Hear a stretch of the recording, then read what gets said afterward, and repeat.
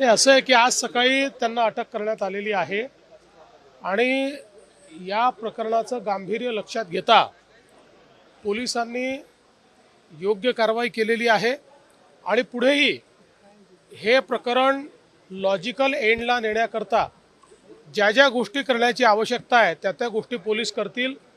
अशा प्रकारे प्रताडित करून आत्महत्या करायला मजबूर करणं या गोष्टी सहन केल्या जाणार नाहीत। त्यामुळे त्याच्यावर जे काही कडक कारवाई करता येईल कायद्याने ती सगळी कारवाई केली जाईल।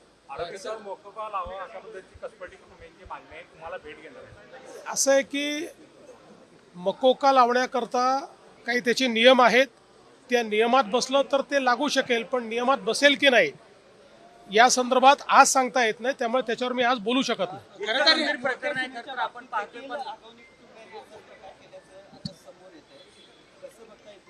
फार फार वाईट आहे। म्हणजे आजच्याही या 21व्या शतकामध्ये जेव्हा मुलींमध्ये आणि सुनांमध्ये कोणताही फरक करणं हे चुकीचं आहे, अशा परिस्थितीत अशा प्रकारची वागणूक देणं हे मला असं वाटतं अतिशय पाप आहे आणि ते या ठिकाणी झालेलं दिसतं। दोन आरोपींना साहेब पकडलेला आहे।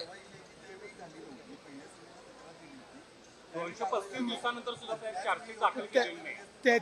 त्याची आता माझ्याकडे माहिती नाही आणि कल्पनाही नाही। साहेब या सगळ्या अजितदादा भाषण करत असताना लोकांना सांगत होते मी त्या कार्यक्रमाला उपस्थित राहिलो, त्यात माझा काही दोष असं म्हणत असताना ते स्वतः हास्य विनोदामध्ये रंगले। सरकार म्हणून गंभीर आहेत पण अजितदादा त्यामध्ये गंभीर नाही असं दिसत आहे। नाही, अजितदादा गंभीर नाही असं नाही। त्यांचा सांगण्याचा उद्देश एवढाच होता की कुठल्याही कार्यकर्त्याकडे किंवा समाजात कोणाहीकडे लग्नाला बोलवलं तर आपण जातो, त्यावेळी आपल्याला ही कल्पना नसते की पुढे काय घडणार आहे, एवढंच सांगायचा प्रयत्न त्यांनी केला। खरं तर साहेब या दोन आरोपींना पकडलेलं आहे, मात्र हे दोन्ही आरोपी 7 दिवस तळेगाव परिसरात होते, ते बिर्याणी खात असलेले देखील व्हिडिओ समोर आलेले आहेत। पोलिसांचे फेल्युअर समजायचं का?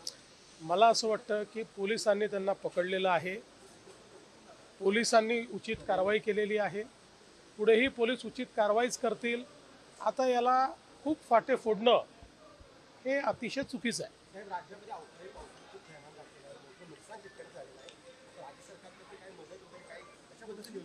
जिथे अवकाळी पावसाचं नुकसान होतं तिथे आपल्या स्टँडिंग ऑर्डर्स असतात, त्या स्टँडिंग ऑर्डर प्रमाणे त्याचे पंचनामे होतात आणि नुकसान भरपाई आपण देतो। दिलं जातं, मात्र त्यामध्ये आता दलांचा सुळसुळाट झाला आणि प्रत्येक कामगाराकडून 1500 रुपये वसूल करण्यात येतात। असं दलालांचा सुळसुळाट झाला वगैरे म्हणणं चुकीचं आहे, पण कुठे घडलं असेल तर कारवाई करू। देश विदेशातील प्रत्येक घडामोडींचे लाईव्ह अपडेट मिळवण्यासाठी आता साम टीव्हीच्या सर्व सोशल मीडिया प्लॅटफॉर्मला लाईक, फॉलो आणि सबस्क्राईब करा। तसंच सर्व नोटिफिकेशनसाठी बेल आयकॉन प्रेस करायला विसरू नका।